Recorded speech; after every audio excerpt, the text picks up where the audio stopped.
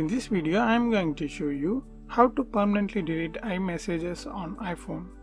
Okay, if you wish to permanently delete your text message, first you need to turn off iCloud sync option to messages. So quickly open Settings app and click your name. Then open iCloud. Now here you can see this option Messages.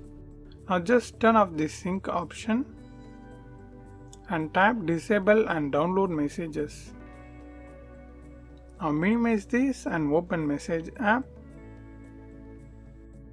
and open the iMessage you want to delete.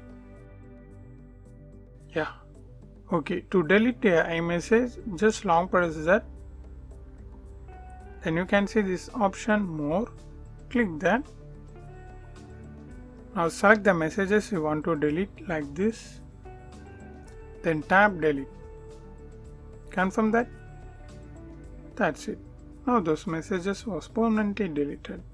Okay, suppose if you wish to delete this old conversation means just click back and here just swipe left and tap Delete. If you click Delete, that's it. You are done. For now I don't need that, so I cancel this.